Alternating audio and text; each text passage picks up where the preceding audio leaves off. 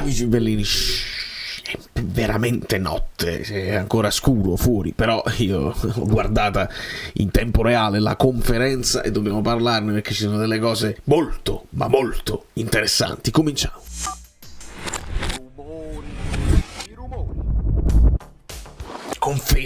Conferme di quanto si era intuito. Drugo Lebowski è venuto sul canale.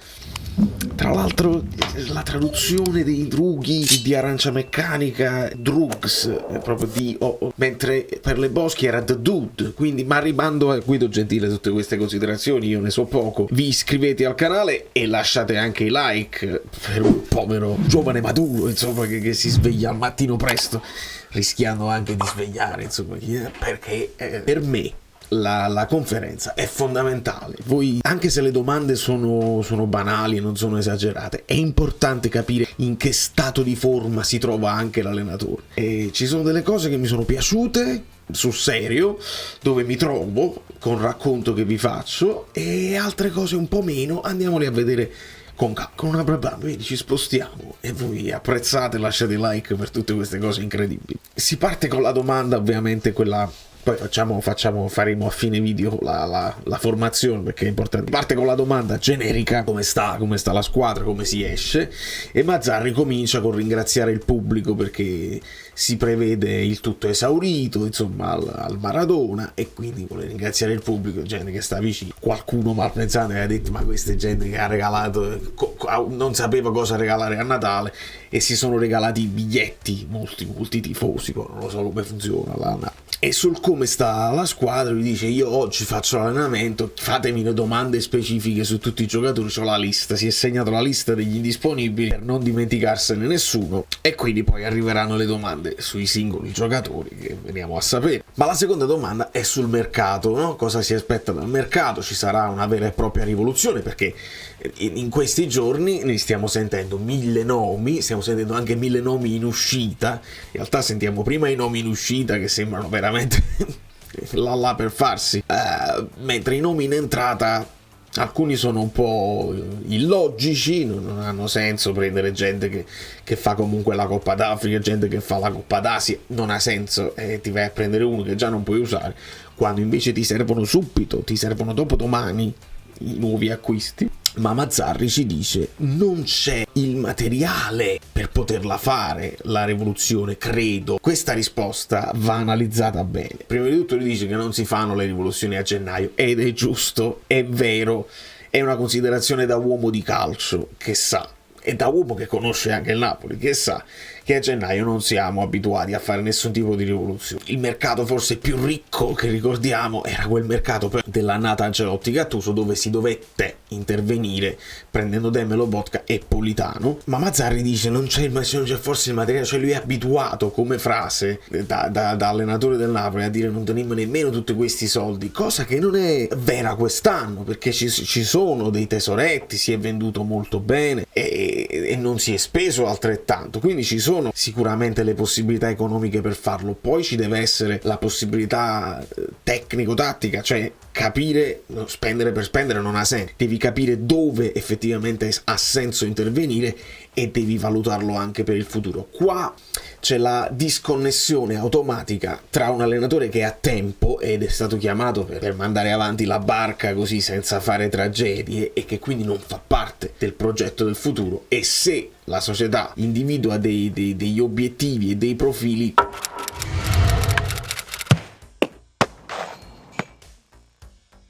quasi non lo mette al corrente. Cioè è chiaro, glielo dirà, però gli acquisti che si fanno adesso devono già essere in prospettiva del prossimo allenatore, o altrimenti prendi degli acquisti che sono universali, che possono fare tutti i ruoli e che piacciono a tutti gli allenatori possibili, che sia un Tudor Gasperini, perché se si parla di difesa a 3, tutti che parlano di difesa a 3, o un Palladino che sempre difesa a 3 è, però vuole quelli che giocano di più a pallone, insomma dei giocatori universali. E quindi mentre tutti ci dicono la rivoluzione del mercato, Mazzarri ci dice: io sono stato chiamato per recuperare questi che ci stanno, quindi nessuna rivoluzione di mercato. E poi ci dice che gli interessa vedere il Monza più che il mercato e che ha guardato la Lazio, evidentemente ha cercato tra le squadre che giocano il 4-3-3, perché si gioca il 4-3-3. L'amico Nicola che mi manda le cose, il blog, le cose, si passa al 3-5-2, continuate a dire balle, dite balle ai tifosi e vi dovete vergognare, continuate a raccontare balle, basta ascoltare l'allenatore, ti sta dicendo, te l'ha detto 5 volte che non vuole cambiare, che è venuto per fare la difesa a 4 e non vuole tornare alla difesa, te lo sta dicendo in continuazione, te l'ho ripetuto anche oggi che lui per studiarsi il Monza si è guardato Lazio-Monza perché la Lazio gioca col 4-3-3 e anche addirittura forse è sbagliato insistere su questa storia del 4-3-3, ma smettetela di dire, perché i tifosi oramai si sono convinti, vogliono un cambiamento, gli raccontate balle e siete tremesi, siete voi la rovina del Napoli. Gli si chiede le condizioni di Lindstrom e di Lobotka. Oggi li valuto perché abbiamo fatto Lindstrom ha fatto probabilmente il lavoro in gruppo, Lobotka era personalizzato, mezzo di qua e mezzo di là, e Mazzarri ci mostra la lista, insomma li valuterà oggi e noi scopriamo oggi, proprio a fine conferenza, che c'è un altro indisponibile che è Demme, quindi a centrocampo bisogna assolutamente intervenire, ma subito ci dovrebbe già essere cioè, nel momento in cui il Lipsia annuncia Elmas, tu dovresti annunciare siamo pronti anche noi, il 1 gennaio abbiamo già un giocatore, perché altrimenti non ha proprio senso. Quindi c'è la speranza di recuperare almeno Lobotka. Gli si chiede il resto degli indisponibili come Osimhen, Napolitano, Nathan, e Mazzarri dice Lobotka è titolarissimo.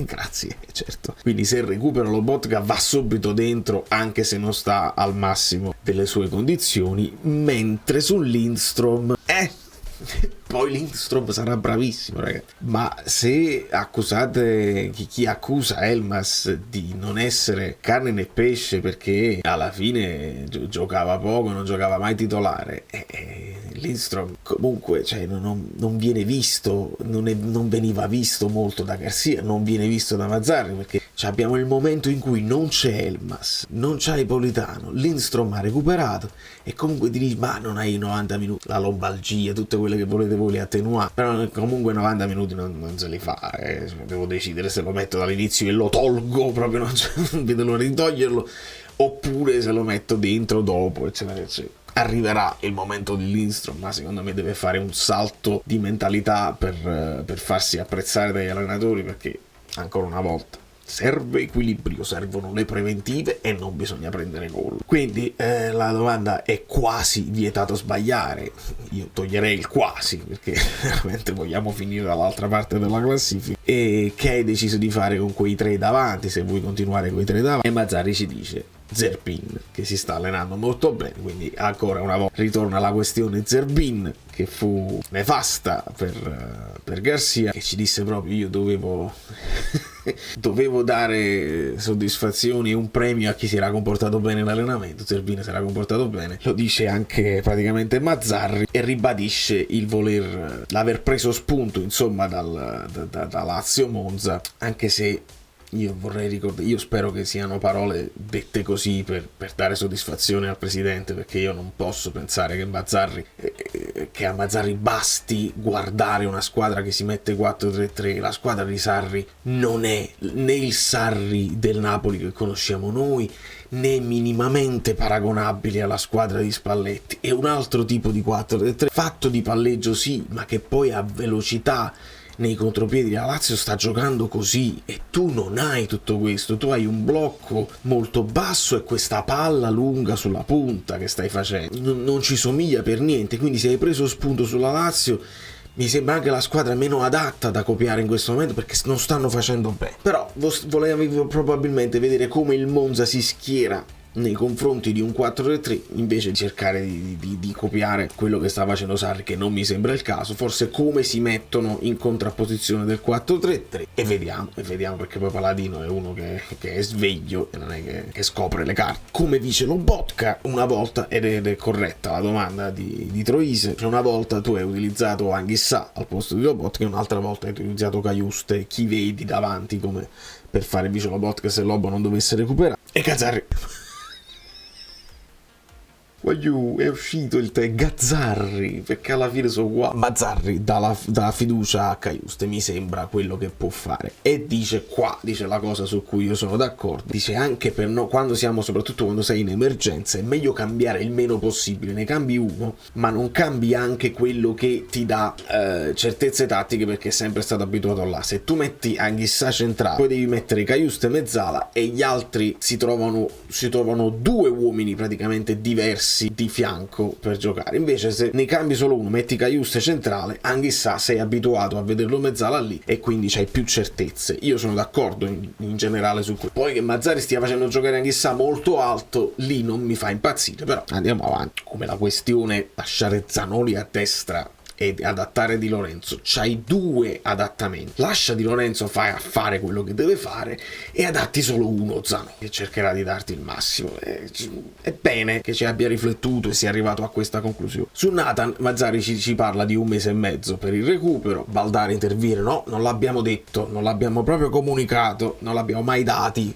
questi tempi, ma insomma questi sarà. E per quanto riguarda il mercato, gli ritorna la domanda, dice non si guarda a lungo termine, dobbiamo pensare ad adesso. Lui sapeva le difficoltà che avrebbe affrontato con il ciclo tremendo con cui si è dovuto confrontare.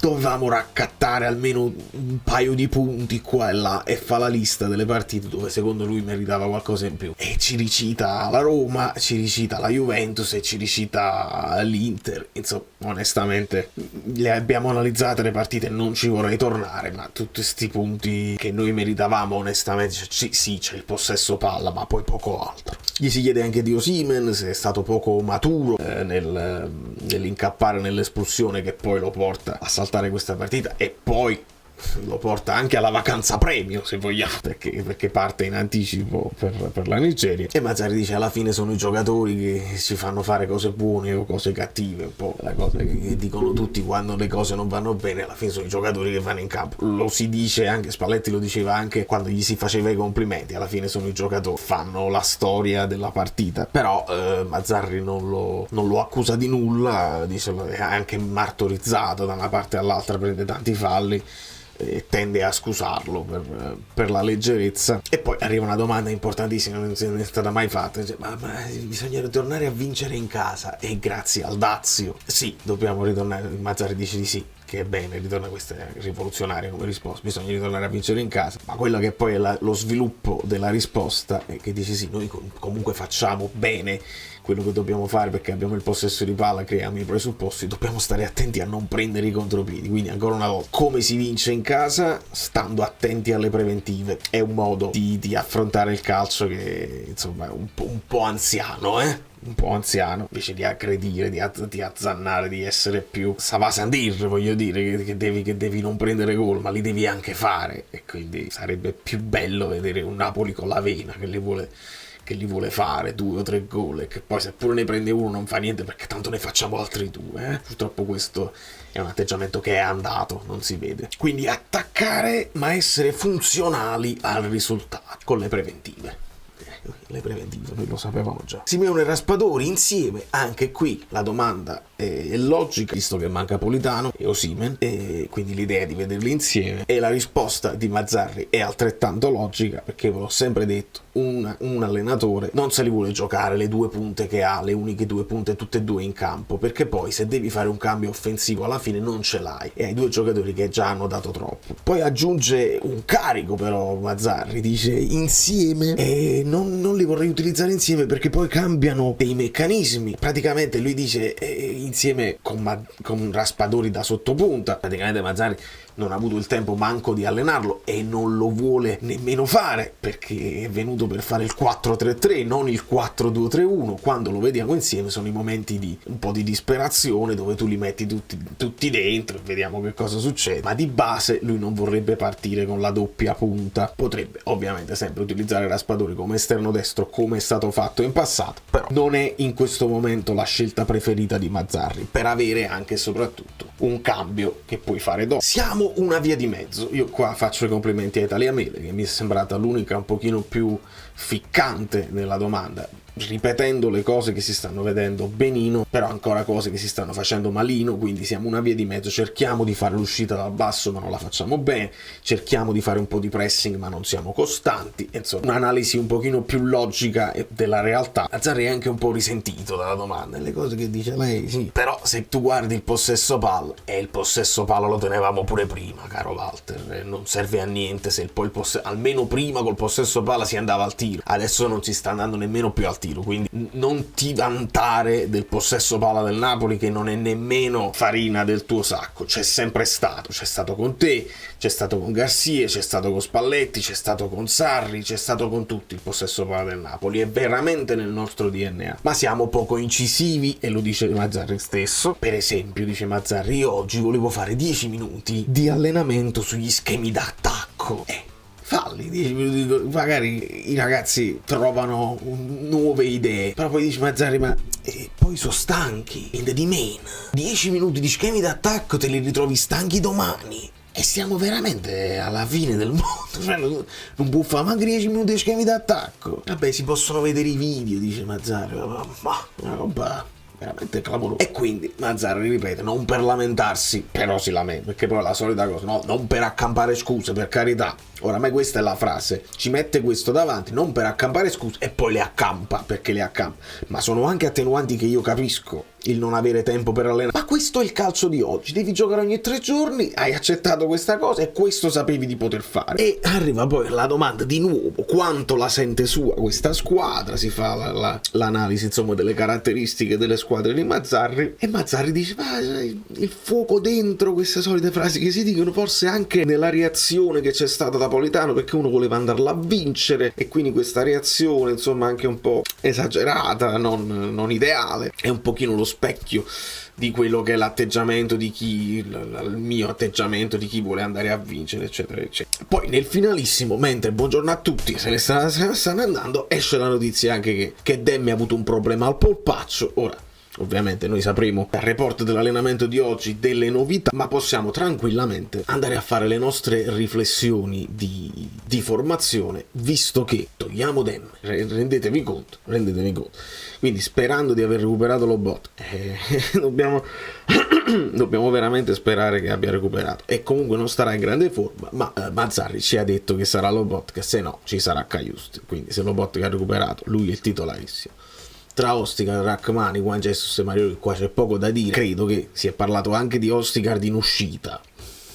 Non lo capirei come operazione di mercato, perché è giovane, ha giocato poco, cioè, secondo me aveva le potenzialità per far meglio. Resti con quelli là vecchi. Vabbè, togliamo Ostigard per ora da mezzo, e questa dovrebbe essere la difesa possibile. Meret in porta. Non credo Gaetano, credo che si punti comunque su Zielinski, al di là delle voci di contratto, di malcontento, di Inter, eccetera eccetera, e quindi con questo centrocampo qui con Anghissà. Poi c'è questo Zerbin, che ora secondo me parte. Zerbin